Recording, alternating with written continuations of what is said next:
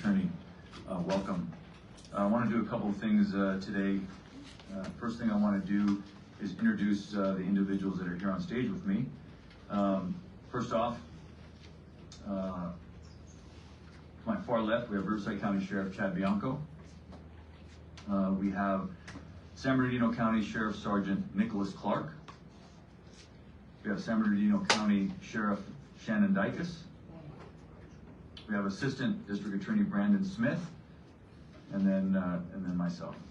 So someone who's not here, I want to thank as well, or introduce as well, Jason Anderson, San Bernardino County District Attorney. I want to start by thanking these gentlemen up here. I want to thank the San Bernardino County Sheriff's Office for their professionalism and their cooperation and the great work that they've done here so far. I want to thank Jason Anderson and the San Bernardino DA's office. His Bureau of Investigation has recently formed a high-tech crimes unit. They were instrumental in helping us with this investigation.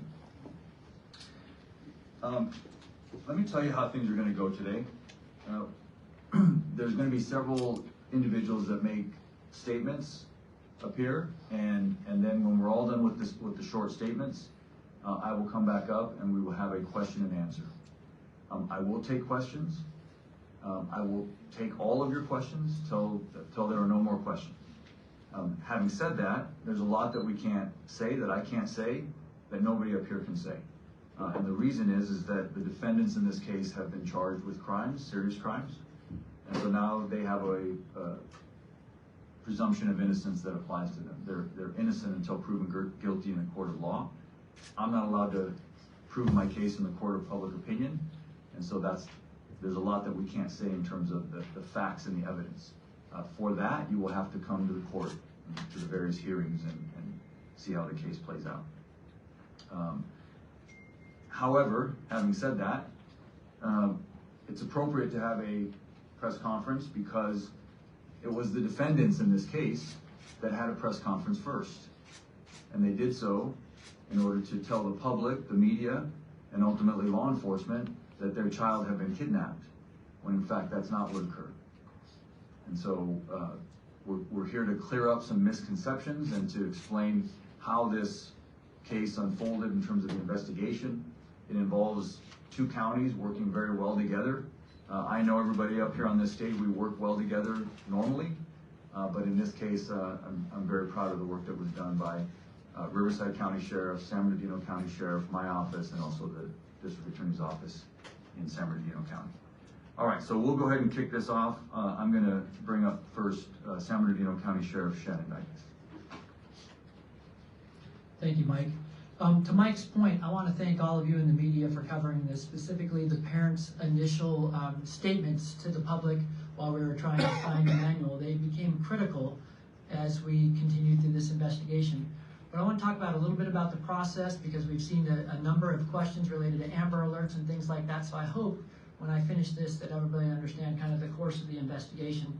But the investigation started for us on August 14th. When Rebeca Haro reported that her son had been kidnapped. Folks, within 24 hours through video surveillance, we found inconsistencies in Rebecca's statement, and as a result of that, there was no other vehicle to put out on an Amber Alert or anything, and I know many of you were wondering why that didn't occur. But really, after finding out those inconsistencies in the statement on the initial report, that's where hundreds of hours of investigations have come in by our Specialized Investigations Division. And when I say hundreds of hours, I'm talking about forensic data on vehicles, phones, and potential crime scenes, judicial authorized search warrants that were served. And through that process, that's where we learned that the jurisdiction of where this has occurred was in Riverside County. So hence the Riverside County DA and Riverside County Sheriff's Department, which I can't stress enough. We've had a long-term partnership. We work well together, and we know how to get things done in these environments. But that's why the jurisdiction had changed from the original jurisdiction that was reported in, which is Yucaipa, California. But as we went through that portion of the investigation and realized that these things that had happened in Riverside County, you saw the culmination of all the different entities get involved. And going back to what Mike mentioned about the DA's office in San Bernardino County and high-tech crimes, forensically, there are a number of things that we were able to prove up that we're not going to be able to share today exactly how we did that, but there is a tremendous amount of evidence to suggest that the initial story posed was not the correct story. So in that partnership with our agencies, I'm going to introduce my partner, Chad Bianco, where this crossover occurred at Riverside, and we reached out to Mike, who's obviously filing the case, and of course Chad to assist with the investigation. Chad?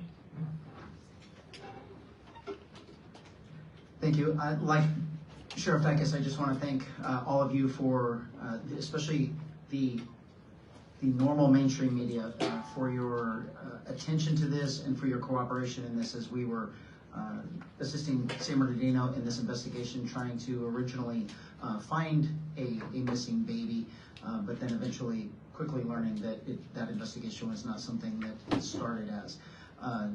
Not so much for social media and keyboard warriors who, quite honestly, sometimes hamper and prevent us from a good investigation.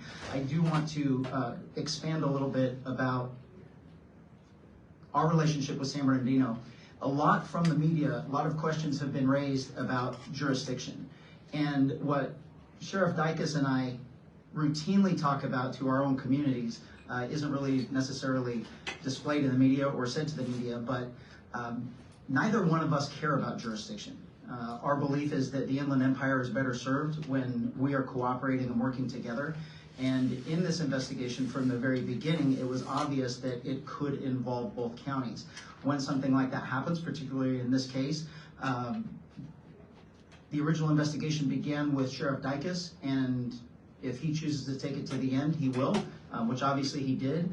And my position is Sheriff Dykes is responsible for this and the assistance of my department. So there is no asking us, there is no anything like that. It is, we have to serve our public best, and he has every single available resource that the Riverside County Sheriff's Office has to offer to make sure that we provide justice in this case. This is an extensive investigation with both agencies that ultimately is headed by the supervisor of the Detective Bureau from the Sheriff's Office in San Bernardino, but the cooperation, as you can see, between the both counties is what is going to bring this to a successful conclusion. There is absolutely nothing, no crime more important than the injury of a human being, particularly a child. And the amount of resources that were expended to find this baby and to ultimately bring the people to justice responsible for the loss of this baby, I can't even tell you the amount of resources that were expended in this. It is a massive investigation that will obviously be ongoing, and we appreciate your efforts. This involves a lot of things, though, from us, and hopefully there are more questions to be answered, but I'll end it by saying this before we get into more questions specifically about this case. This was preventable in numerous ways. The amount of response we have had from the public, the enormous anger that a child was not only originally thought to be kidnapped, but then presumably murdered, kind of warms my heart a little bit. That there is compassion still out there. There is care about other people. There is, people actually do care about other people. There is absolutely nothing worse than harming a baby. Broken bones, injuries, life-altering trauma. And had that case been successfully handled how it should have been, Emmanuel would still be with us today. So I thank you all for taking the time and the effort to make sure that the world sees this investigation, and we will successfully bring it to conclusion with the help of both DA's offices. Sheriff, I neglected to mention that Sergeant Nicholas Clark is the lead investigator on this case. So even though he's San Bernardino County, he will be functioning as the lead investigator on this case, which is ongoing. The investigation is ongoing, even though we have filed charges. And then Brandon Smith is going to be the lead prosecutor on the case, obviously Riverside County prosecutor. And with that, obviously you all know, yesterday in court we filed murder charges on both Jake and Rebeca Haro. We also filed filing of a false with that, I will take questions. I know you're gonna have a lot of questions. I do wanna lay some ground rules. The way we do it here is don't shout at me, no chaos, just raise your hand. I ask you to ask me one question at a time. I'll do my best to call on everybody. When we've gotten through everyone who has a question, then we can go back and ask more follow-ups, okay? So I'll start here in the front row. Yes, ma'am. Hi, Stephanie with CNN. My question is, first of all, do you have any idea where baby Emmanuel is at this point? You know, yes, we have a pretty strong indication of where the remains of baby Emmanuel are. So that investigation is ongoing at this time. Yes, go ahead. Matt Johnson, Court TV. What was the information that led to the initial search off the 60 in Moreno Valley? Sheriff, you want to take that? I'm not going to go into great detail about that, but there is some level of cooperation with the suspects involved in this, and we're trying to locate that, and our job is to follow every lead.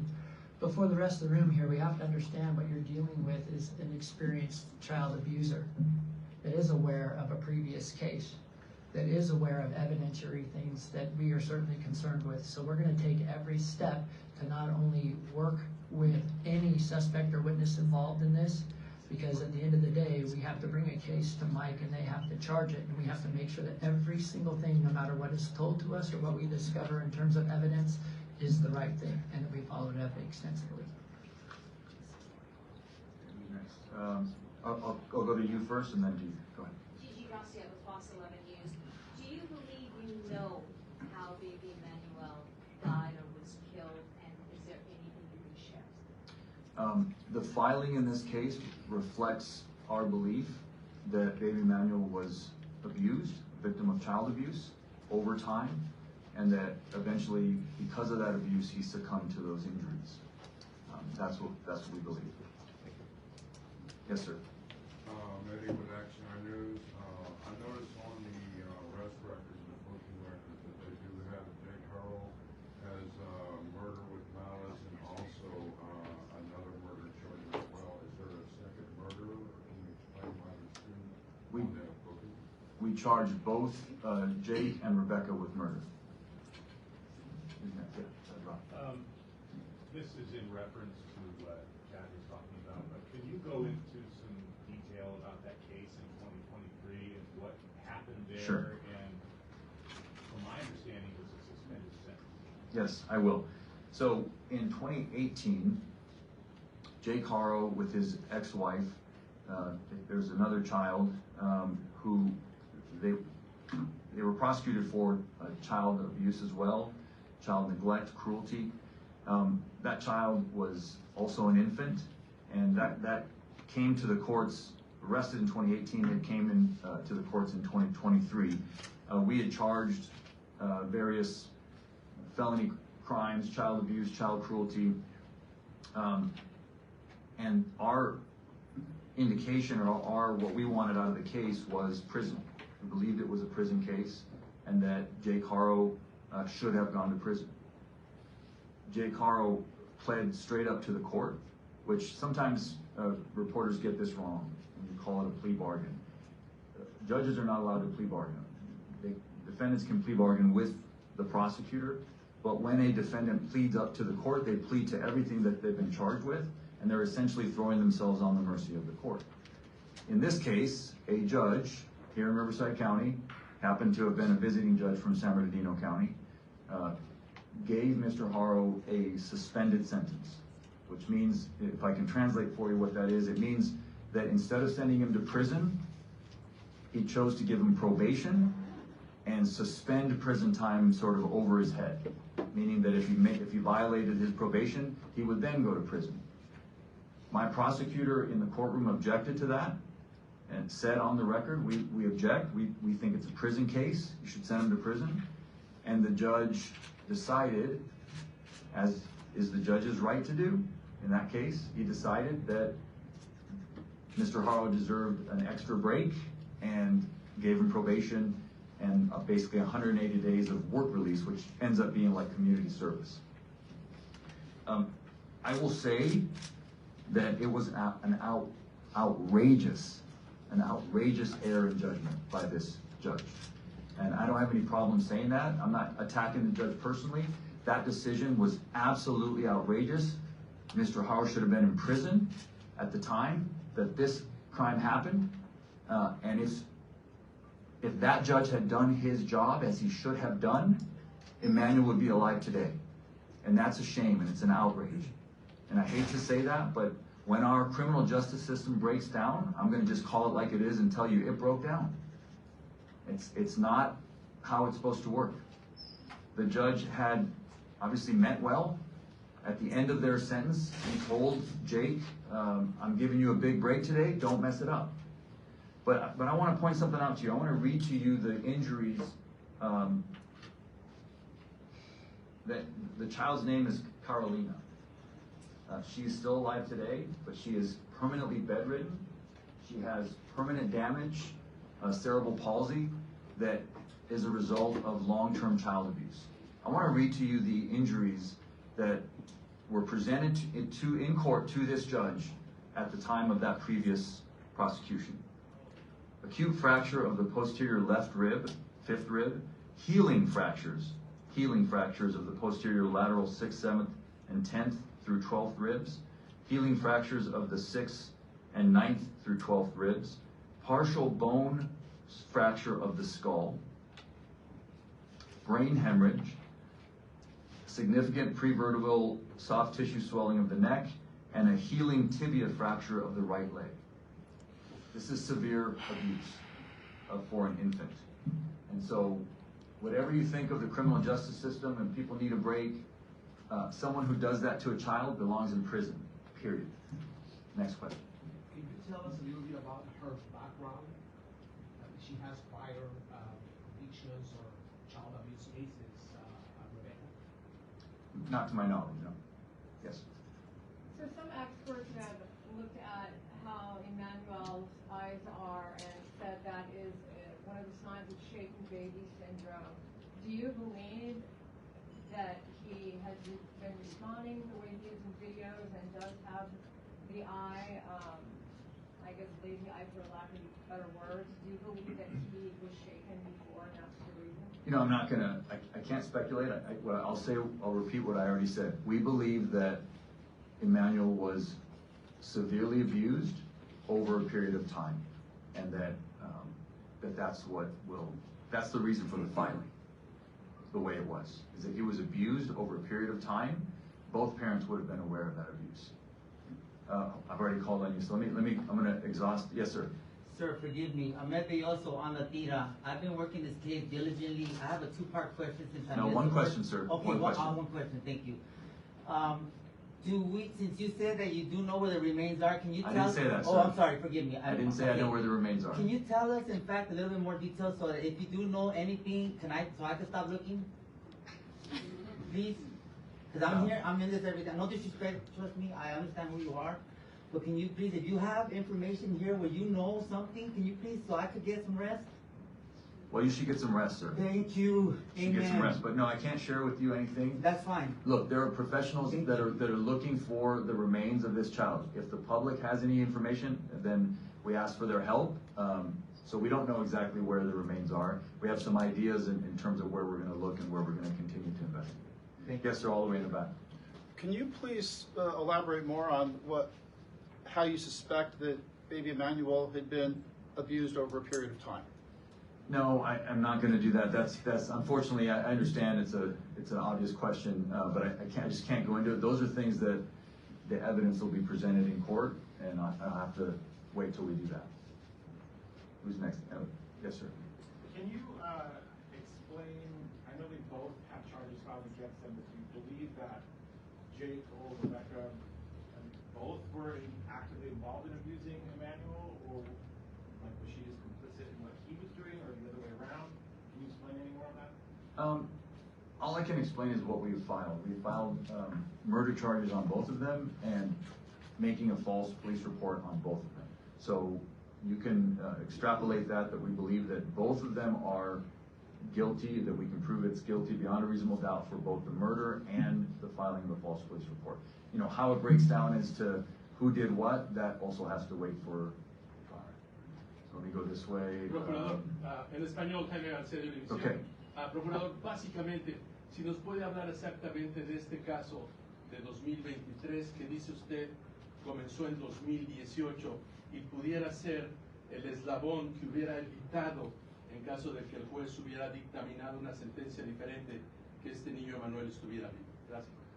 Pues ya dije lo que puedo decir, fue una tragedia increíble y no hubiera sucedido. El juez hizo un gran error y juzgó mal y el sistema se quebró ese día. Jueces, fiscales, defensores, todos tenemos un deber y tenemos que hacer nuestro deber en nuestro trabajo. Todo lo que puedo decir. Pero básicamente no debió de haberle dado la libertad bajo palabra. Claro, claro que no. Le dio libertad condicional y esto fue un caso de prisión. Cuando uno hace daño así a un niño, debería ir a prisión. Eso es lo que dice la ley. La ley dice que la sentencia debe ser prisión por crímenes de este nivel de gravedad. Y en este caso le dio probation. Let me go to you. I'm calling you. There's been rumors that Emmanuel had been released for fees and No, unfortunately I can't. That has to wait for the trial to come out. Yes, sir. Given the history that Jake has been obviously charged with previous child abuse cases, has CPS been involved with Emmanuel throughout his life at all, or have they ever checked up on the parents? To my knowledge, CPS has not been involved with Emmanuel. I don't believe there was any CPS involvement in this current case. Let me go. I've already called on you. So have I called on you already? No, go ahead, please. really it's not going to already five minutes. We're hearing some reports of the confession made in jail regarding Rebeca Haro. Obviously, we're limited in what you can say, but is there any validity to some of those rumors, and what have you heard with that information? I can tell you that that's not true. It's there's no confession made in jail. I'll go back there and then I'll come back to you. Yes. Garrett Haro, KESQ News. Can you tell us how many kids Jake and Rebecca had were in their home at the time of the arrest? We know a 2-year-old was taken. We saw CPS, Riverside Sheriff's Deputies making CPS calls. How many kids did they have in their home? Well, there's the 2-year-old and then baby Emmanuel. Baby Emmanuel. Yeah. Going back there, yes, ma'am. Yeah, Joy Benedict, KCAL News. My question is, how difficult is it going to be to try this case without finding baby Emmanuel? You know, a no-body homicide is always difficult, but obviously with an infant, we know that baby Emmanuel didn't, leave on his own or is not, didn't leave town. Obviously, it's a little different when you're talking about an infant, but we have a lot of experience in this county, trying no-body homicides, and we're confident that we can gain convictions in this case. Yes, ma'am. Can you tell us more about the search on Sunday? What led to that field and why that area? Well, I think Sheriff Dyke has already explained that. I answered that question by saying there's been a level of cooperation with the defendants, so that's why they went to that area. But beyond that, that's all I can say. Yes, ma'am. Okay, so I think the obvious question is, what happened then? I mean, we did hear those reports. My coworker just asked about the jail confession. Their authorities used a fake inmate to get information, and the father confessed that he killed. See, that's not true. So I don't know where you. What happened to the baby? No. See, this is what happens when you've got all these folks out there online and these keyboard warriors. You get a lot of misinformation, and what you just said is not true. It's misinformation. So that's what I'll tell you did not happen. Okay, but you can't say what. There's no information as to. I can't talk about the facts of the case. Well, no, I'm giving you information about baby Emmanuel. I'm giving you information about the cases and the investigation. But what you just said did not happen. So, it's not. I can't be responsible for when you guys did it wrong. Go ahead. I know you have not found the remains yet, but based on the level of cooperation of the suspects and what you know so far, is the strong likelihood that the remains were, at least at one point, in the Badlands General? Yeah, I'm just not going to comment on that. We're looking for the remains. These investigation is continuing, we're hoping to find the remains of baby Manuel. Yeah, please, Sheriff. This is to that and to the question before. A problem that we are having in this, based even on the question that was asked 2 questions ago, is someone posts something on social media and then you all believe that it's true. I actually complimented the mainstream media because you've actually been reaching out to us for comment and actually been printing what we've told you. It hasn't been the sensationalism and the wants for clicks for social media. And that is doing nothing but harming this investigation. And when you form your opinion and come in here and ask questions like that, you're not serving the public in any way. The question way earlier, get some rest. There should be no one out there looking for baby Emmanuel except for us, because all you're going to do is complicate things in the future. And the one thing that I emphasize that I want to make it clear here, the reason this is happening relatively quickly and the reason why we got such a handle on this fast is I believe that the Inland Empire is served better by their 2 sheriff's offices than any place in the state. And this particular case doubled its efforts. So instead of having 4,500 people looking for baby Emmanuel, you had 9,000. And so how did we get all of this information? It's called investigation. And we have 2 entire departments doing nothing but sifting through evidence, searching for evidence, trying to figure out what happened, who was responsible, and how we're going to successfully prosecute it. And misinformation, lies, and purposeful misdirection is going to do nothing but harm this investigation. And I am begging all of you with cameras out here, don't be a part of it. Can I ask you one in Spanish? I waste mine in English. I know you speak better. You wasted yours in English? I'll get back to you. I'll get back to you. No, I've already called on you. I'll go ahead. I started with you. Go ahead. Go ahead. And actually, it was for Sheriff Bianco. I just wanted to follow up with you because the way you were talking so impassioned about what should never happen, that injury to a child. How does this compare to other things that you've seen? You mentioned broken bones in children. You impacted me by the way you said that. So I wanted to know how this impacted you. So I have to, cops get a bad rap of being just heartless souls. I will tell you that most police officers are parents, either dads or moms. And there is nothing more traumatic for us to go through than an injury, a death, or harm to a child. Nothing. And there is absolutely nothing that we want more than to bring these investigations to a successful conclusion. And when we talk about why we're here in the first place, that we believe someone murdered baby Emmanuel, who should still be in prison, but we have this unbelievable love for criminals, believing that they're somehow victims, and now we're all traumatized by it. We were all in this room a couple of years ago when I had a deputy murdered because someone was out on the street that should have been life in prison, but a judge let them go. We have an absolute breakdown of the justice system, and we are not preventing other children from being harmed when someone like Jake is allowed to be out on the streets harming children. And so the anger that I have, the frustration that I have, then combined with the misinformation and everything else, when for all of us and our employees, there is nothing more important to us than the death of a human, particularly a child. I'm going to work the back. Yes, sir. What kind of evidence did investigators have that led to the arrest of the parents without having the body? Well, we've got a lot of evidence. We're going to have to play that out in court. I can't lay it out here today. Okay, so yes, right next to him.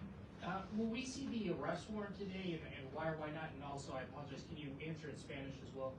I don't know if we're going to see the arrest warrant today, so that's a pretty short answer for Spanish. So.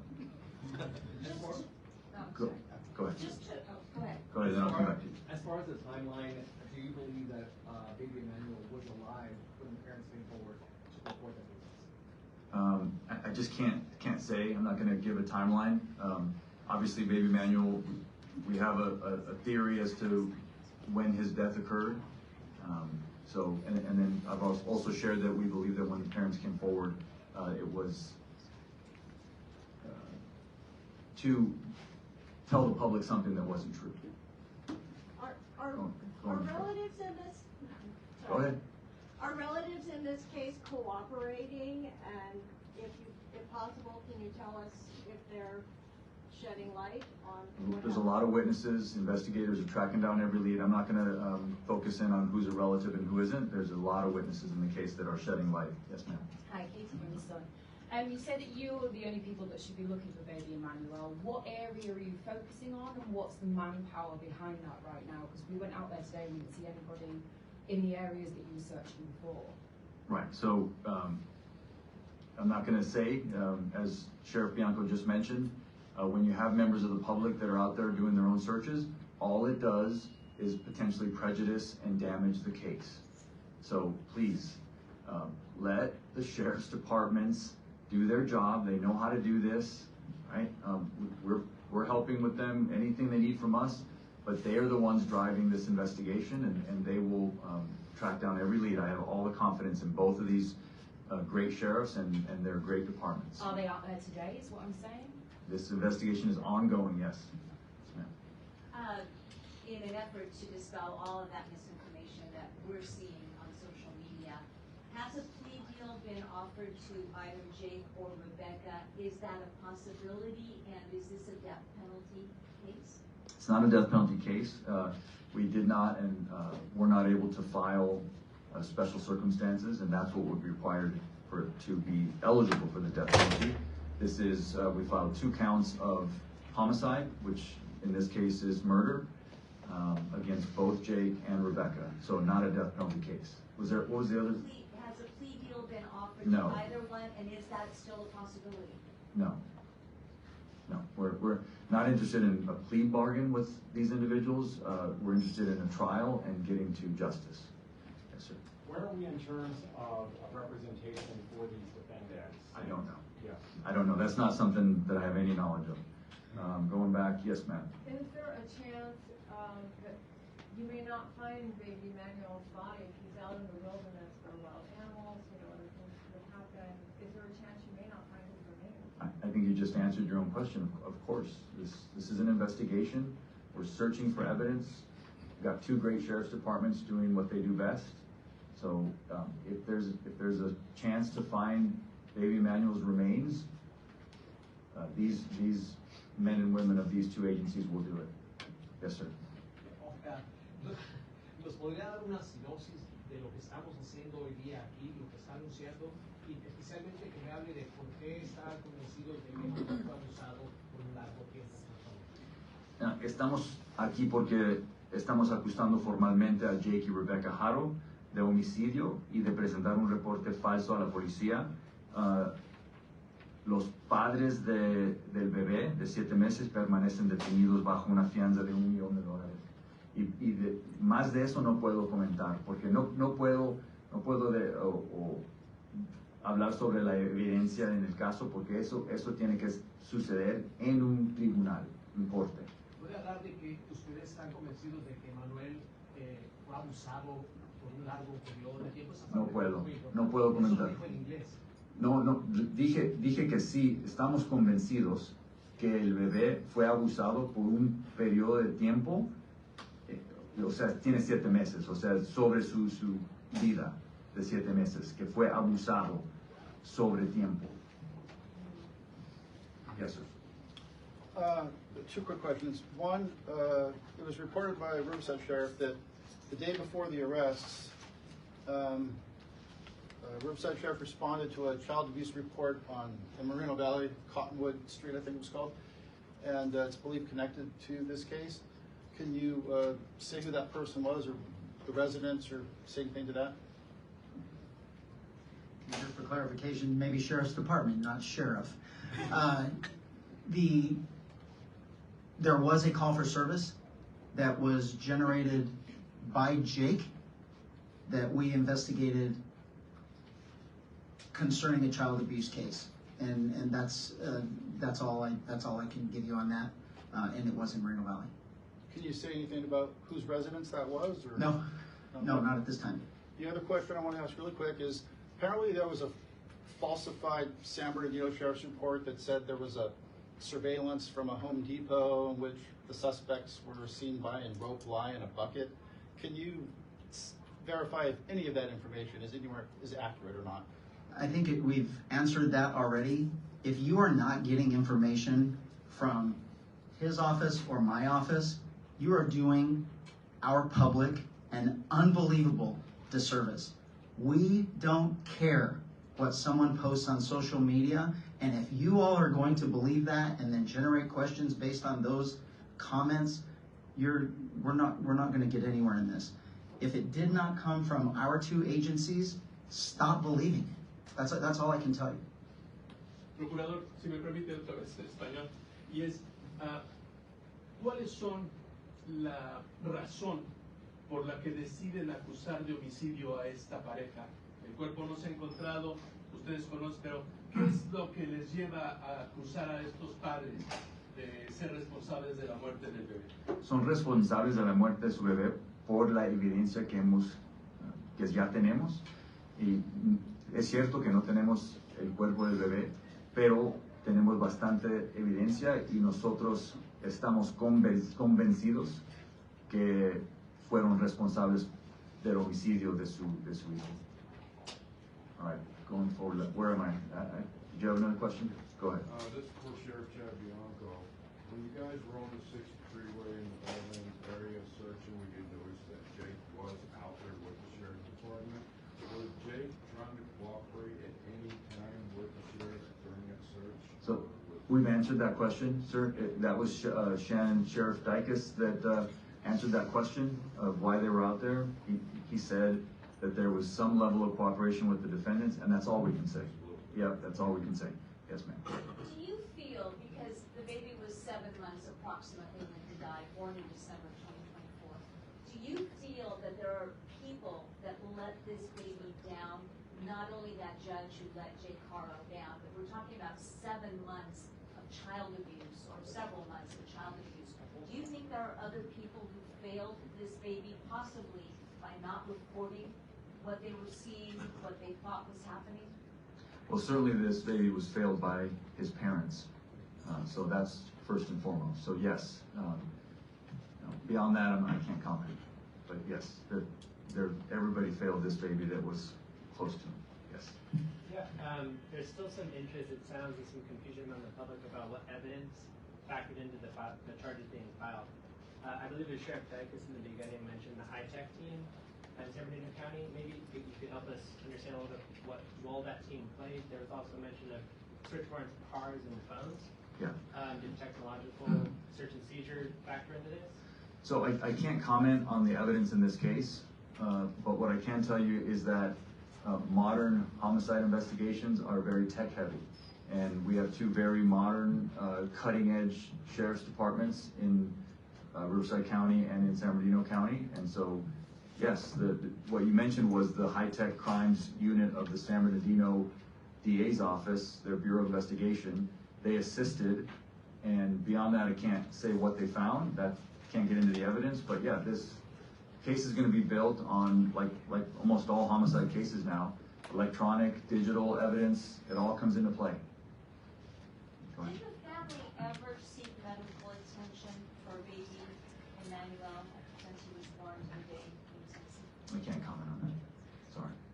Yes, ma'am. What's next?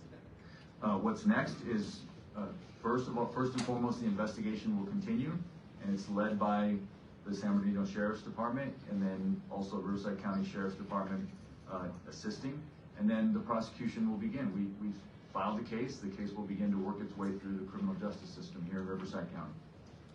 Other folks, yes, we're coming to the end here, I think. Go ahead. There's been talk of the grandmother as well, maybe being involved. Can we expect any more arrests, or are you looking at anybody else responsible? Not at this time, no, we're not looking at anybody else. We believe that this is the filings in court that will be in this case. Now, that could change if new evidence comes in. Yes, sir. Did the house fire next door have anything to do with this, or is it completely unrelated? I'm not aware of a house fire next door. Yes, sir. The 2-year-old daughter that was taken by Child Protective Services, I'm assuming, were there any signs of abuse either current or prior? I'm not going to comment. Sorry, I can't talk about that. Anything else? Sí, procurador, disculpe, en español. Las acusaciones ahorita son asesinato malicioso, doloso. En español, de encontrar el cadáver y otra evidencia, ¿pudiera cambiar a que usted presentara cargos de asesinato con circunstancias especiales que acreditaran la pena de muerte para esta pareja? Sí, podría cambiar si encontramos más evidencia y la situación cambia, los cargos pueden cambiar. Anything else? I think we're closing up here. Anybody have any last questions? Yes, go ahead. Just when are they going to be in court next? September 4th. The court date will be September 4th. All right, thank you all for coming. Gracias.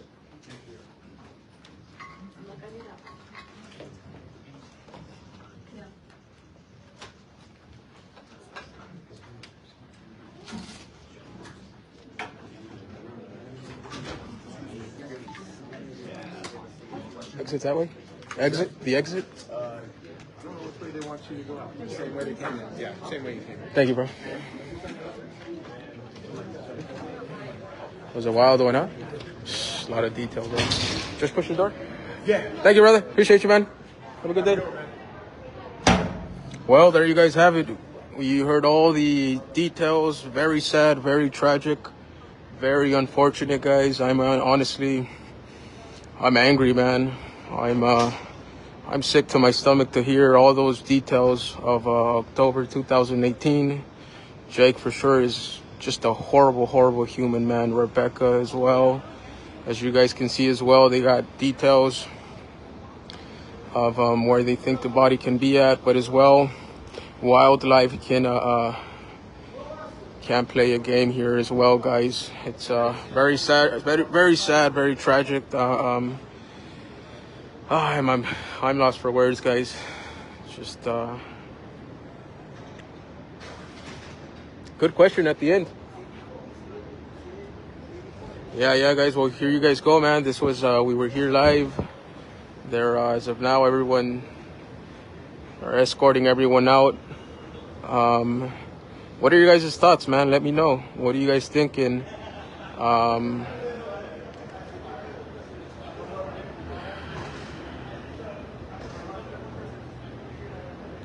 Yeah, go ahead. I'm gonna end this live. Don't worry about it, guys. I'm gonna end the live. I'm gonna edit it. I'll go back. We'll listen more if maybe my audio was not sounding well. Maybe my microphone. I'll go ahead onto CapCut and I'm gonna edit this video. And any questions they had, everything they said, we'll go back to them, guys. So don't worry about that. We'll be good on that side. But again, what are your guys' thoughts? Let me know. Let me know. What are you guys thinking, man?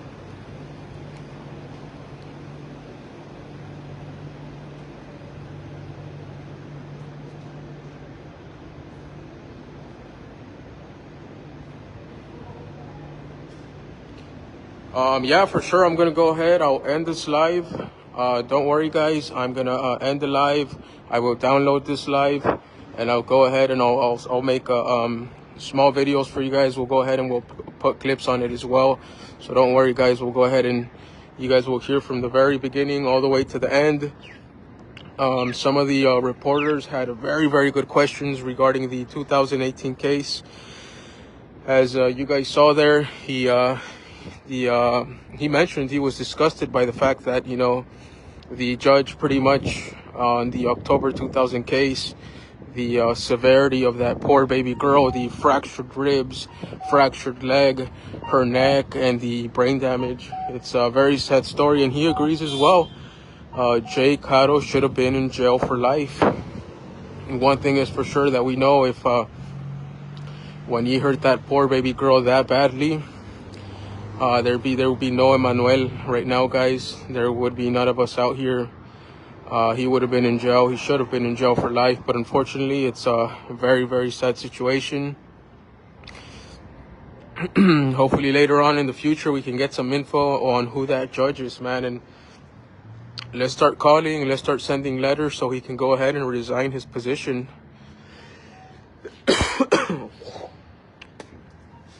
Yeah, guys. Well, I'm going to go ahead and I'll be ending this live.